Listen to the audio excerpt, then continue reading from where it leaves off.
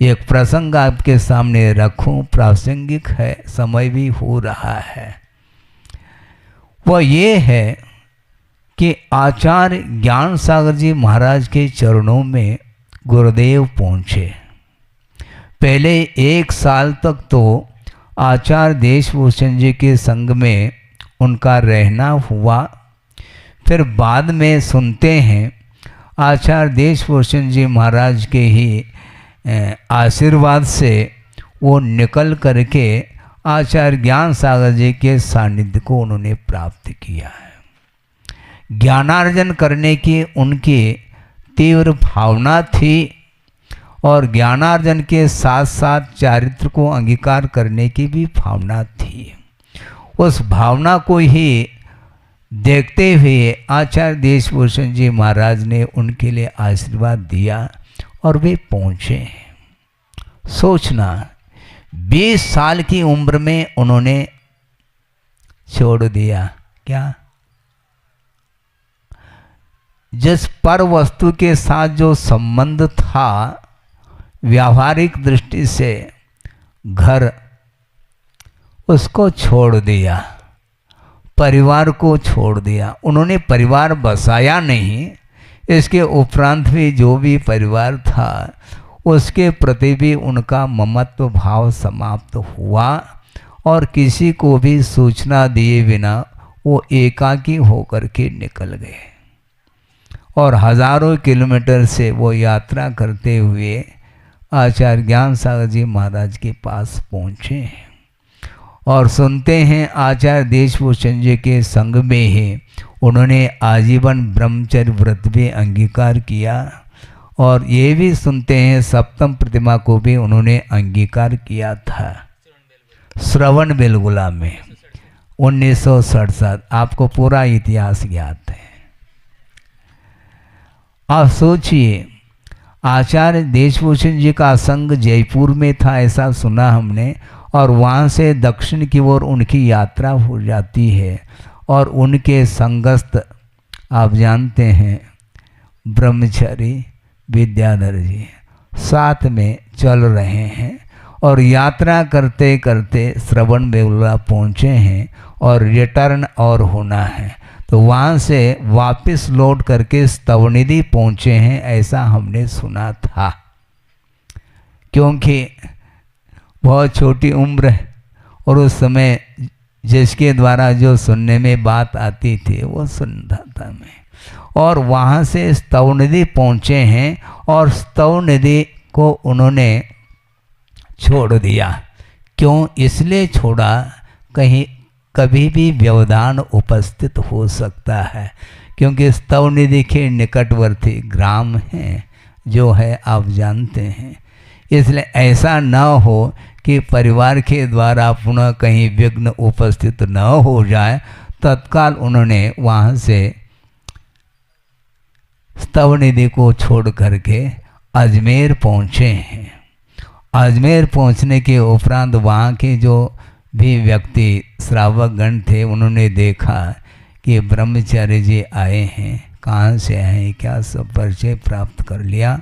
और इन्होंने ये कहा था, बीच में उस यात्रा के दौरान उपवास भी उनको करना पड़ा 2 दिन, क्योंकि सप्तम प्रतिमाधारी है और ट्रेन की यात्रा है, क्या व्यवस्था बनेगी। 2 दिन निर्जल उपवास के साथ पहुँचे हैं और पहुँचने के उपरांत श्रावक गणों ने पूछा कि आप कहाँ से आए आदि आदि। उन्होंने कहा कि हमें आचार्य ज्ञान सागर जी महाराज के पास पहुँचना है। तो पहुँचना है तो पहुँचा देंगे हम। निकट ही शायद हमने सुना था कि मदनगंज किशनगढ़, वहाँ पर आचार्य ज्ञान सागर जी विराजमान थे और वहाँ पर अजमेर में भोजन आदि करके उस ग्राम पहुँचे हैं।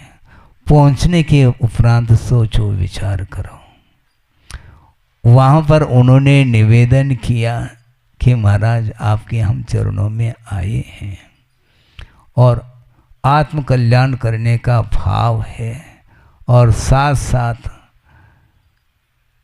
ज्ञानार्जन करके आगम का गहराई के साथ अध्ययन करके हम निर्दोष रूप से चारित्र का पालन करना ये मेरा भाव है, इसलिए आपके चरणों में आया हूँ। सोचिए, इसके उपरांत भी आचार्य ज्ञान सागर जी महाराज ने कहा बताते हैं।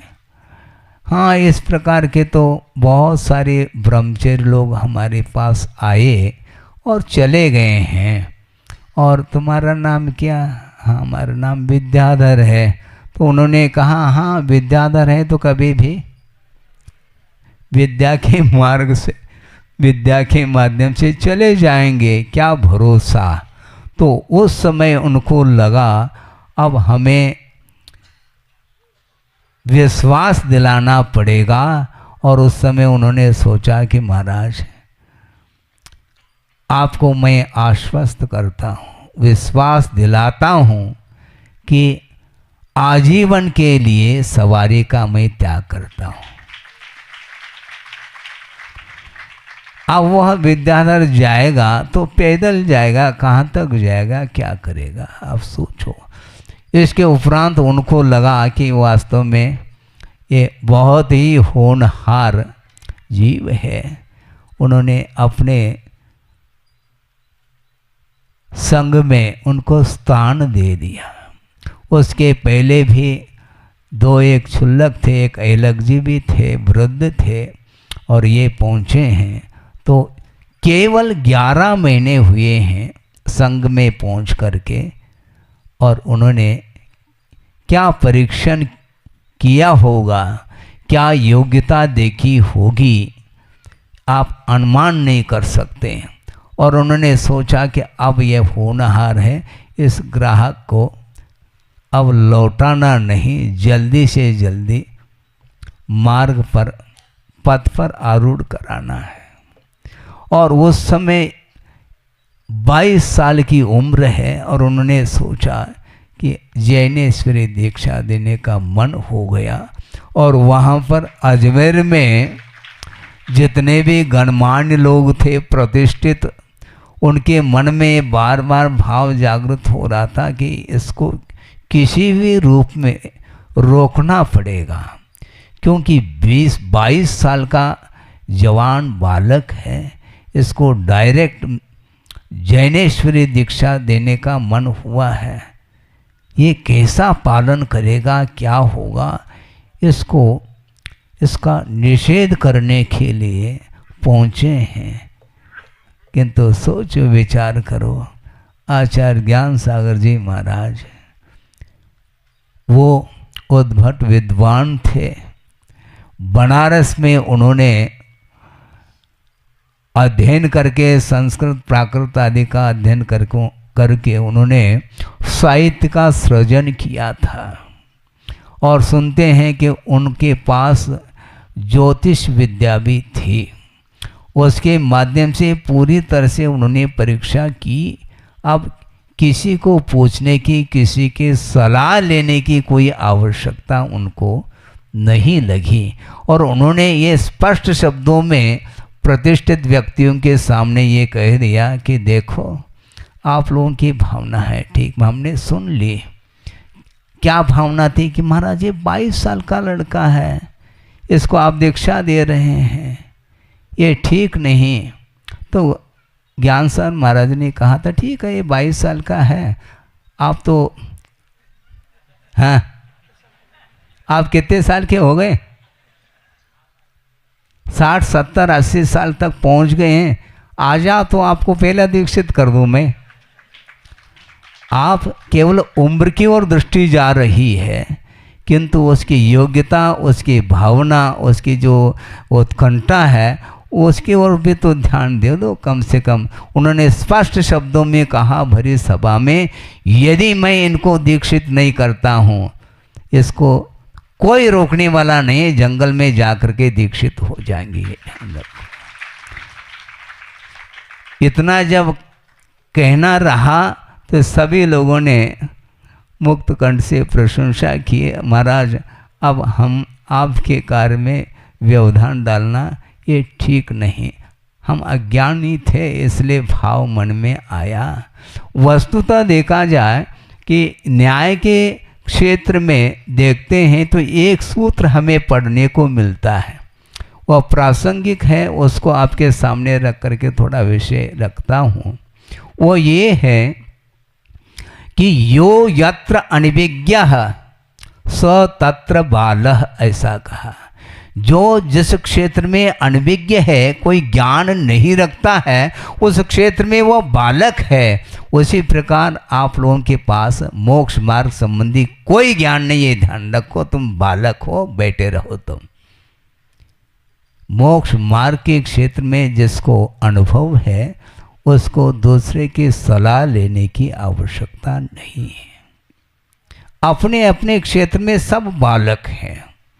एक सुप्रीम कोर्ट का चीफ जस्टिस है मान लो, ठीक है, वो न्याय के क्षेत्र में पारंगत है, निष्णांत है, किंतु डॉक्टर के लाइन में अंगूठा छाप है।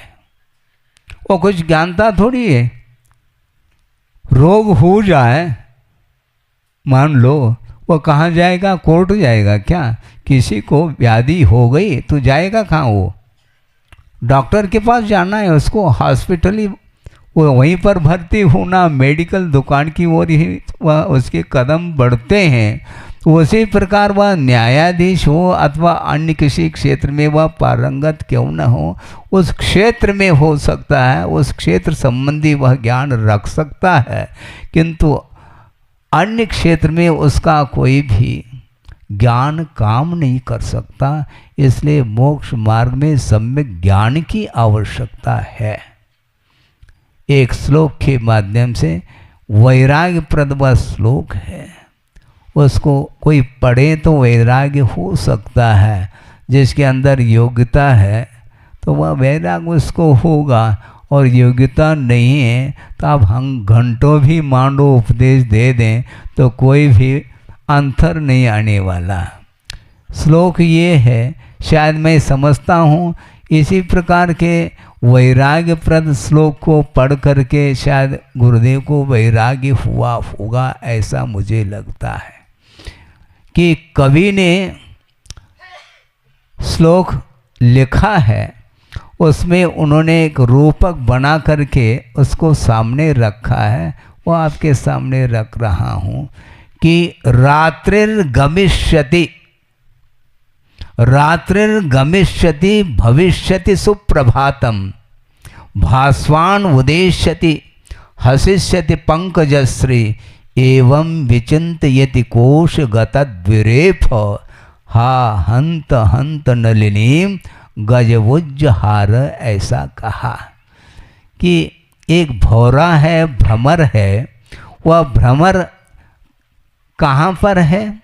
सरोवर में कमल खिले हुए हैं और उस कमल में वह बंद हो चुका है, क्योंकि दिनास्त होते ही कमल बंद हो जाते हैं और उस कमल में वह भ्रमर भी बंद हुआ है।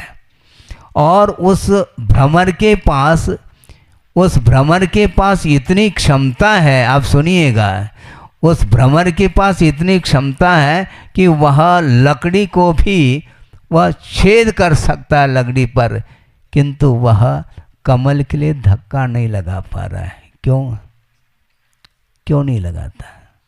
वह ये सोच रहा है कि ये रात बीतेगी और प्रभात होगा और सूर्य उदित होगा और यह कमल पुनः खिल जाएगी और मैं उस पराग का पुनः रसास्वादन करूँगा। इस प्रकार वह विचार मग्न है। कौन? भ्रमर।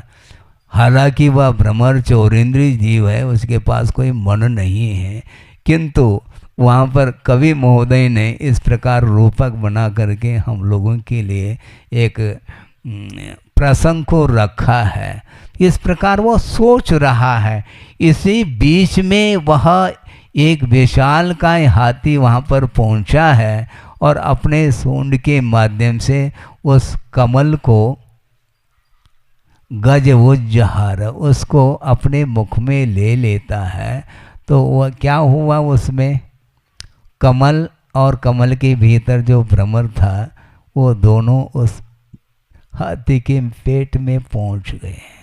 इसी प्रकार कभी भी किसी भी पल में कुछ भी घटित हो सकता है, मैं बाद में कर लूँगा, अभी तो खाने पीने के दिन हैं। हाँ, अभी क्या जीवन थोड़ी समाप्त हुआ है, अभी तो जीवन प्रारंभ हुआ है। जीवन के अंत में हम कर लेंगे, क्या कर लेंगे, भोजन कर लेंगे क्या। जीवन किसी भी पल में अस्त हो सकता है, समाप्त हो सकता है। ये क्षणिक संसार है। इस प्रकार बार बार जो मन में विचार लाता है उसके वर्ष की बात है, उसी को वैराग्य हो सकता है और होता है। इसी प्रकार यहाँ पर मुक्तागिरी में जितने भी क्षुल्लक और ऐलक महाराज थे, उन्होंने यहाँ पर आकर के देखो 10-12 दिन 15 दिन हुए नहीं, और पहले से उनकी वैराग्य जो है ना, तीव्रता को लेकर के वैराग्य था, और इस प्रतीक्षा में थे कि महाराज अब जल्दी करियो। हमने कहा अब ज़्यादा देर में करने वाला ही नहीं हूँ, हाँ, क्योंकि ग्राहक आया है जल्दी से जल्दी, हाँ बिल्कुल, क्योंकि कोई भरोसा नहीं किस समय कैसे परिणाम हो जाए। जब जागे तब सवेरा, अथवा शुभस्य शीघ्रम वाली बात है। ये रत्नत्रय को धारण करने के लिए प्रतीक्षा करते रहो। भव भव प्रतीक्षा करने के उपरांत भी वह वस्तु नहीं मिल सकती है। इसलिए निर्ग्रंथ दीक्षा को लेने की भावना उनकी रही, और गुरुदेव ने भी उनको जो संस्कारित किया है, उसके बाद हमने ज़्यादा नहीं किया, हमने पहले ही कहा था, वफन तो उन्होंने किया है, और बस समय पर उनका जो पुरुषार्थ है वह निरंतर पुरुषार्थ उनका जारी रहा। इसलिए ये कार्य हुआ है। जहाँ कहीं भी गुरुदेव हों तो देख रहे होंगे, वो भी प्रसन्न होंगे। मैं इसलिए कहता हूँ क्योंकि गुरुओं की जो भावना है वह यही रहती है कि आगे पंचम काल के अंत तक यह धर्म निरंतर यह प्रवाहित होता रहे, और इस मोक्ष मार्ग पर आरूढ़ होकर के आत्मकल्याण करने वालों की संख्या निरंतर बढ़ती रहे। इस भावना के साथ ही वो हमेशा संघ के लिए संबोधित करते थे। समय ज़्यादा नहीं है, और कोई प्रसंग आ जाए तो समय सुनाया जा सकता है। आगम के माध्यम से ही आत्मा का कल्याण हो सकता है, और आगम का ज्ञान होने के उपरांत भी सही मायने में उसका सदुपयोग यदि करते हैं तो आत्मा का कल्याण हो सकता है। ज्ञान, क्षोभ्रम ज्ञान का होना अलग विषय है, किंतु क्षोभ्रम प्राप्त जो ज्ञान है उसका प्रैक्टिकल पेपर जिसको बोलते हैं, जो निरंतर अपने जीवन में वो अमल करता हुआ यदि जीवन को व्यतीत करता है तो चारित्र में भी विकास होता है।